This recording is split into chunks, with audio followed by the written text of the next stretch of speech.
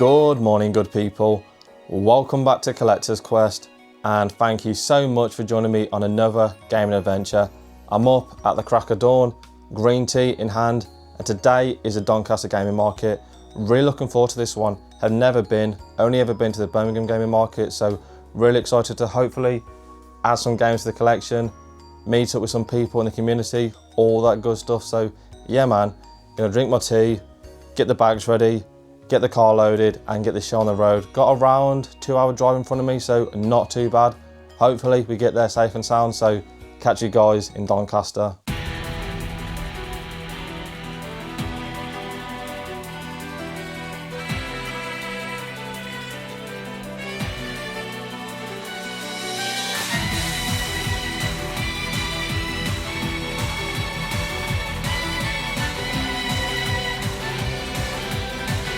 Just a quick pit stop, Mackey's breakfast in hand. Venue's about 5 minutes somewhere over there. It's about 10 o'clock, so no rush. Early bird entry doesn't open until 11, so no point standing in the cold. Gonna eat this, take my time. So yeah man, all good.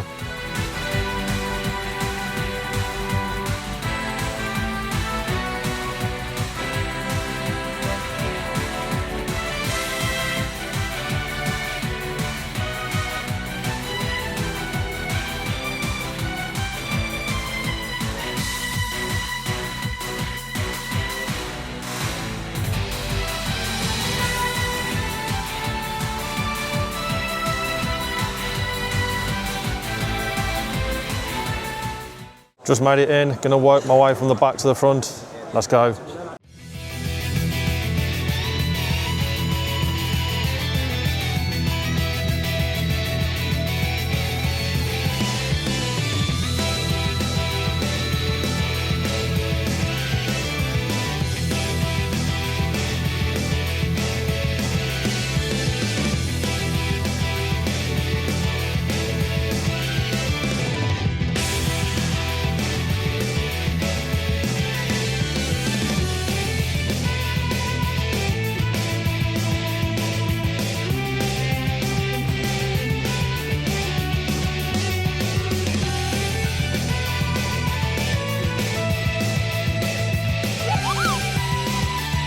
So at a lot of these gaming markets, you can have a lot of pre-arranged deals, and today was no exception. I had a couple of pre-arranged deals with Dex, Connor and James, a couple of people from the Retro Ghetto community. Look how cool their logo is. So they're doing a little startup, Pixel Relics, so good luck to them. But I had a couple of games on hold from Dex, and we had a pre-arranged deal, pre-arranged price, so I'll go through those first. So probably the best one I picked up from Dex was Dino Crisis on the PlayStation 1. Dino Crisis is from the creator of the Resident Evil series. This is a 3D game of panic, terror and fear. You play as Regina, a government agent sent to a remote island to track down a missing professor who's been conducting suspicious experiments. You discover that the island runs rampant with dinosaurs. So Dex did me this for £30. I think it's a £35–40 game at CEX in nice clean condition with a manual. I've got Dino Crisis 2 on the PlayStation 1, so just made sense to pick it up.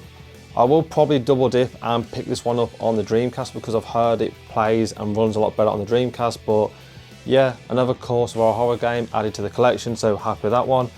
And speaking of survival horror games, I also picked up 2 more steelbooks for the Resi collection in Resident Evil 5 and Resident Evil 6. So a big shout out to Dex because I actually already had the Resident Evil 6 steelbook in the collection, but mine was missing the slip, so I took mine with me and he allowed me to swap it, so that cost me nothing. And then the Resident Evil 5 steelbook cost me £10 in nice clean condition. I haven't seen this before. I was hoping to find it out on my hunts at CX, but just never found it. This one is a nice example of this pretty decent game. If you play this co-op with a friend, it's a great game. If you play it solo, it's not so good, so definitely play it with a friend. But yeah, really happy to add another steelbook to the Resident Evil collection, so thank you Dex for that one. And then he also gave me this as a freebie. He gave me this unofficial Dreamcast VMU. So hopefully that one runs better than my original VMU. So yeah, big shout out to you, Dex. And always great seeing Dex, Connor and James at these events. Always great chatting to them and hooking up with them. So yeah man, really excited to see what these three people do in the gaming community space going forward. Then my first actual pickup from the Retro Gaming Market was a nice piece of Dreamcast cardboard, and I think I got a bargain. I picked up this nice copy of a Dreamcast controller.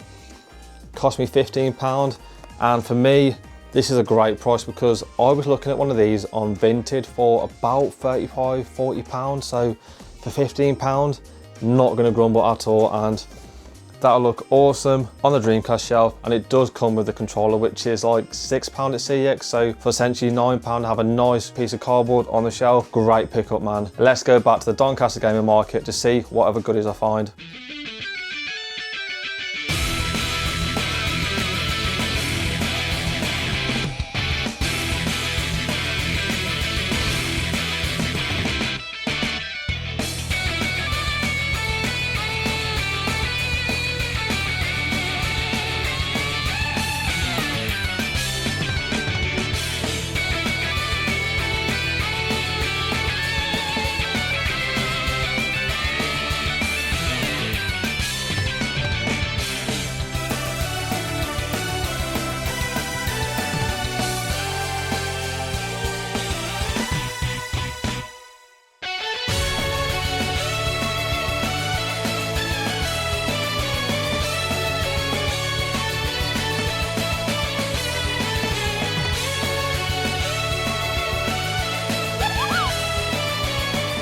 So as soon as I saw these, I knew I had to pick them up.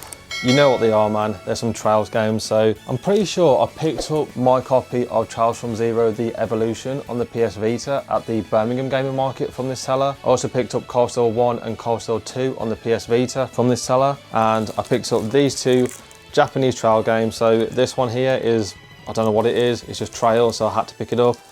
And then this one is the PSP, The Legend of Heroes Zero no Kiseki. As you can see, great box art, man, and I paid £25 for these two, so not a bad price. I think this alone on eBay sells for about £50, so £25, not gonna grumble at all. And whenever I see any Trails, I have to pick it up, and just seeing anything Japanese for Trails, it just makes me want to go to Japan so bad, man. Definitely on the bucket list. Hopefully one day we'll get us out to Japan, but yeah, man, really happy with those Trails pickups.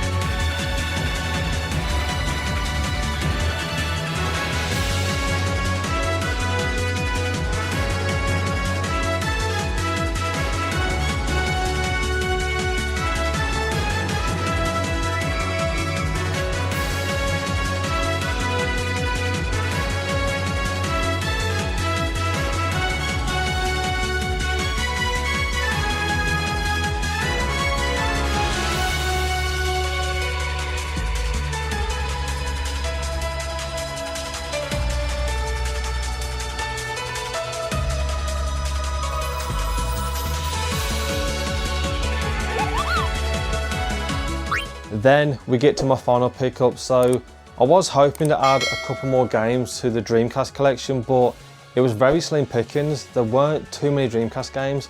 I'm pretty sure I saw more Super Nintendo games than Dreamcast games, which is crazy, right?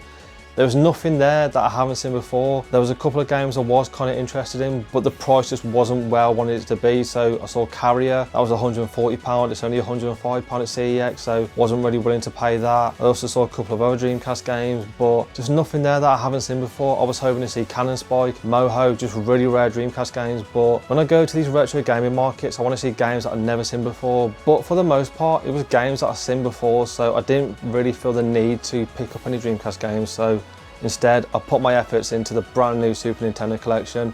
If you haven't seen the last video, we picked up a discounted Super Nintendo from CEX for £60. We also added some very heavy hitting games to the Super Nintendo collection, and today I've got 4 Super Nintendo games to add to the collection. When I woke up this morning, I wanted to add 2 Super Nintendo games to the collection. I think I mentioned them on the intro, and we've doubled it, we've done 4, so I'm really happy with what we found, and I'll go through prices, where I picked them up from. So the first one I picked up was Donkey Kong Country. Just a look at the box art, man. Donkey Kong is back with a new sidekick, Diddy Kong, in a crazy island adventure. Challenged by the crazed tribe of reptilian gremlins, they endeavour to get back their stolen banana hoard. Armed with lightning quick moves, chest pounding muscle, and awesome aerial acrobatics. I think I played this on the 3DS. I think it's like the remake or the remaster. And I've always wanted to play through this on the Super Nintendo. I didn't get very far in the 3DS, so hopefully this one is easier, but probably not, because it's probably the OG difficulty. But just look at the box art, man. I love the green, it really pops, and these are all complete in box with the manual, so great one to add to the collection and one I'm really excited to play. Then I picked up another green Super Nintendo game, Secret of Mana. This game looks amazing, man. Good and evil battle for a young warrior's heart. There is one force in the universe that keeps good and evil in perfect balance. It is called the Tree of Mana. I've heard nothing but great things about this one. This is meant to be one of, if not the best JRPG on the Super Nintendo. It's also co-op, so maybe I can convince my missus to play it with me. Who knows, but yeah, man. This was probably number 1 in terms of realistic pickups. Spoiler alert, we did not find Terranigma today, so absolutely chuffed to find this in nice condition with the map, the manual. So yeah, man, great one added to the collection. Another game I was hoping to find in good condition, we found it. That is The Legend of Zelda: A Link to the Past. Fantasy and reality collide in a land of enchantment. Venture back to Hyrule and the age of magic and heroes. The predecessor of Link and Zelda face monsters on the march when a menacing magician takes over the kingdom. Only you can prevent his evil plot from shattering the land of Hyrule. I'm really looking forward to playing this with the missus. She loves Zelda games, so hopefully we can get through this. My favourite Zelda game is Link's Awakening. I just think the 2D Zelda, the top-down Zelda games are, in my opinion, better than Tears of the Kingdom and Breath of the Wild. Both great games, but I just love the more innocent, the more pure Zelda games, and you can't get more pure than 1992, A Link to the Past. So yeah, man, really happy with that one. And then one that I'm really intrigued about, I've heard not many things about it. It's a JRPG, of course it is. And that is The Secret of Evermore. Discover The Secret of Evermore in Dr. Sidney Ruffelberg's old decaying mansion. A boy and his dog stumble upon a mysterious machine. By sheer accident, they are propelled into Evermore, a one-time utopia that now has become a confounding and deadly world. Again, great box art on this, man. This is awesome box art, and this looks very similar to Illusion of Time, Terranigma, Soul Blazer, that top-down almost Zelda-like game. So I'm really intrigued about this one. Let me know if you played any of these Super Nintendo games. But yeah, man, I'm really happy to be adding 4 Super Nintendo games to the collection. Okay, the big $1 million question: how much did I pay for those 4 Super Nintendo games? So these were picked up from Amiya. Amiya is someone who is also part of the Retro Gator community. He's got a great collection. His heart and soul is with a Super Nintendo, and every time he trades at one of these retro gaming markets, he has one of the best stores there, and today was no exception. I paid £270 for Secret of Evermore, Zelda, and Secrets of Mana. That was on my first trip to Amiya. I don't think that's a bad deal. As you can see from the B-roll, none of these are mint by any stretch of the imagination. They're in good enough condition for me, and as someone who's dipping their toes and getting started with a Super Nintendo collection, I do not want to be paying mint prices. I saw a couple of these games at the other stores, and some of those were double, if not triple the money, so I'm more than happy with the condition that I picked these up in. Then on my way out, I went back to see Amiya, and I picked up Donkey Kong for £40, which is about market value. Again, like with anything Super Nintendo, it all comes down to condition. You can pay as much or as little as you want. Some of these games you might find for £50 battered, you might find for £200 in mint condition. It just depends, right, what kind of collector you are. I think for £310, I'm really happy to be adding these games to the collection. Very expensive, I know, but Super Nintendo is so rare and you very rarely find it in good condition, so over the moon to be adding some great games to kickstart my Super Nintendo collection. And I just want to touch on the budget. So I did spend well over £400 on this hunt at this retro gaming market. I'm not rich by any means, so that £400 will need to be repaid by selling things from the collection. I've got a list of a couple of games that I've kind of been on the fence about selling. I was waiting for the right time, and today is definitely the right time. For me, retro game collecting is like a seesaw, like scales. If you spend a lot of money at one retro gaming market or on one occasion, you have to try and balance those scales by selling things from the collection. So I'm going to sell a couple of things to hopefully recoup some money, and then I can look at these games without having too much buyer's remorse or buyer's regret. Like I said, I'm not rich, I can't afford to spend £400 on a hobby, so I need to sell a couple of things to try and balance those scales. That's how I collect, and that's why I'm happy to have a bit of wear and tear on these Super Nintendo games. I'm more than happy to have things that's creased or damaged. I'm not a mint collector, and who knows, we might find these in the future in better condition. We can upgrade them. I'm in no rush. And for me, the Super Nintendo, I'm not collecting it as a collector. I want to play all of these games. Like any game that comes into my games room, I'm a gameplay player first. I'm not a collector first. So all those games are definitely on the backlog, and definitely high on the backlog, and definitely games I want to play sooner rather than later. So yeah, man, really happy with my pickups, and let me know what you think of the pickups that I picked up from the Doncaster Gaming Market. And now, just to finish the video, I want to go through my overall thoughts of the gaming market. In terms of the venue, pretty decent. It was a nice large hall, quite a bit of space. There was around 6 lanes, so fairly big, bigger than the one in Birmingham. But in terms of stock, I've come to accept that I'm never going to be wowed by what I see at these retro gaming markets. I live within probably 20-mile radius of 5, 6, 7 amazing retro gaming shops. I can pretty much get this experience anytime when I go to Vintage Gamer, Old School Gaming. I can do this whenever I want. For a lot of people, they don't have retro gaming shops near them, so this is like kid in a candy shop. They've never seen so many games in one place. So for me, this is more about hooking up with people who watch the channel, people I watch on YouTube, seeing friends, seeing people in the community, just getting myself out there, seeing people who are passionate about game collecting. While I do love adding games to the collection, I think these retro gaming markets are more about the social side. So yeah, really happy that I went there. Would I go there again? 4-hour round trip, over 200 miles? I don't know, possibly not, I don't know. But had a great day, and I got some great things added to the collection. So overall, a really good day hunting at the Doncaster Gaming Market. But now I want to hear from you guys. Were you at the Doncaster Gaming Market? Did you see yourself in the footage? Let me know down below, and also let me know what you think of my pickups, and if you played any of the games that I picked up today. And while you're down there, in the comments, if you haven't done so already, smash the like button and subscribe to the Collector Quest channel for more game hunts, CX adventures, and everything about video game collecting. On screen now, you'll see the winner of that great copy of Dante's Inferno on the PlayStation 3. If you see your name now, reach out to me via Instagram or email, and we'll get this game sent out to you. And as always, good luck on your game hunts and collecting adventures. Take it easy, YouTube, and I'll catch you in the next one.